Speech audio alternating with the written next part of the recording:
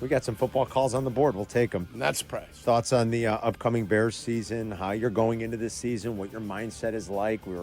Most of us were very encouraged last year, even though we could nitpick some, maybe not nitpick, but I think we all saw some deficiencies within the roster, but it didn't preclude us from getting all giddy. At least I know I got giddy. I'm like, 8.5, that's going to be an over.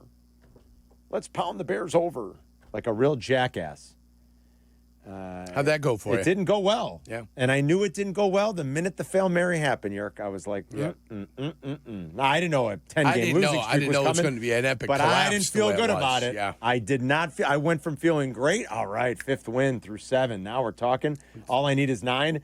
I went from that to, that's not going to be good That's for business. That's the second 10-game losing streak that Peggy and I had to go through in postgame. Pain in 3 years. And in 3 years, second of 3 years, 10-game losing streak. That's 2.5 months long, brother. That's brutal, man. That's 2.5 months of negativity in your soul. And so how does that make you feel about this offseason? There's been a lot of change and a lot of turnover, which I like. And I love the head coach. I hope this one works. I hope he's finally the guy. I want so badly for this to work. I believe that it's going to, but, man, we've been burned before. So how are you going into the season? 312-332-ESPN. Chase is on the south side. What up, Chase? Fellas, how you guys doing? We're good. Listen, I don't know about you guys. I know you guys are kind of so broken and beaten down. I know this team has just broken us as fans, but I'm going to remain optimism. I do believe this team is going to surprise us all. I do believe the Bears' offense is going to be top 5, top 4. I think our defense is going to probably be middle of the pack. I could see us winning about, I would say at the very least, 10, 11 games, and at best maybe 12, 13 wins. Wow. I really feel like I really feel good. But I do understand the skepticism and some people that are a little kind of a little not as hopeful because we've been burned for so many years. But I think as a fan base, we also got to always keep in the back of our mind that eventually it's going to turn around one way or another. Why can't it be us? Why can't we have the good fortunes? And I do believe that this is the time because you can't always go back and say, oh, look at this, look at this. Well, we got to look at this. They're doing things differently now. So at the end of the day, you got to always think of, well, you know what? They are doing things differently. Maybe this might be the time when things might actually be better now. Good days are probably ahead for this team. Yeah. Maybe they finally fixed some of the internal systemic failings that they've had in years past, like just bad hires, bad decision making, the wrong people. Maybe they finally got this one right. And I know people in that building love the coaching staff that has been assembled, that there are people, longtime veteran football observers, that really believe this is going to be right. It's going to work, that this time it's going to be different, that this staff that has been assembled by Ben Johnson, it's not just Ben, I mean, he's a big part of it, but that the staff that's been assembled by Ben Johnson and by Ryan Poles is going to be too good to completely fall on its face. We'll see. Brian's in Jefferson Park. What's up, Brian? How's it going, boys? Carm, good to hear from you. Condolences on your guys' loss. Thanks, man. Just wanted to start off real quick. I'm out there working on Lake Street, and I pop up and I look out of my truck, and what do I see? I see the good kid walking down the street, being the man of the people. Everything you guys say is true about the guy. I see him out there kissing hands and shaking babies like a politician. He's doing a great job out there. Yeah, that's good correct. to see you guys as always. But no, all that I'm looking for this year is sustained drives. Let's get the 8, 9, 10-minute drives going and a lot less 3 and outs. That's what I want. Yeah. More sustained drives, less 3 and outs. That equals more points. That equals more wins. That's an excellent point, Brian. And it equals more points. Most importantly, it equals less points for the other team. That's right. Because now they've got to be perfect. And I don't have these notes in front of me right now, so I apologize. I am in the process of you love the football book. When you're building the book. The book is being built. Building the book. I do not have my binder in front of me with all the notes. It is not done yet. But to Brian's point, in going back over some stuff from last year and getting ready for this year, there was a stat, and I'm trying to remember it. I just don't have it in front of me. But about how inept. Go ahead. You love it. I love how when you put the book together and you put all the stats You love together. that, yeah. You take all the drives of each individual game. Well, the high, the low, the mode, the median, everything. Their starts were dreadful. Yeah, horrific.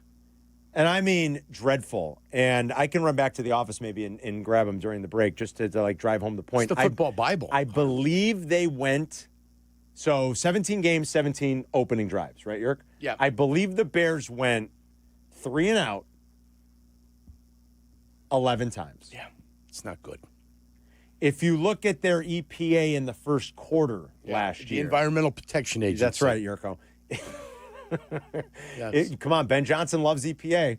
Boy, Ben Johnson mentioned it at his press conference. You'd think nobody that's ever covered football ever heard of EPA before. We've been talking about it for like a decade. Yeah. They're like, what's the EPA? EPA. Huh? If you look at their EPA per play in the first quarters last year, dreadful. Bottom of the barrel in the NFL. It was terrible. So Brian's right. Like, you've got to fix and correct some of those problems that haunted you early and just how often you were going 3 and out, giving the ball back, giving the ball. I don't know how many turnovers there were in those cases. I feel like that wasn't as much of a problem. But it was just ineptitude on offense. And you're not sustaining anything. You're not starting fast. You're not putting points on the board. You're not keeping the other offense on the sidelines. And then you're down a lot and you're in chase mode. And it was I said it earlier. The Bears gave up points last year. They were like 13th or 14th in the league in points given up. Yeah. In points scored, just raw numbers. Right. Without like with an expansive breakdown. Right. They were 27th. Yeah. It's not, in the league. In points scored, it's not good enough. The Bears' offense was 27th. In points given up, it wasn't half bad. They were on the field a lot. Right.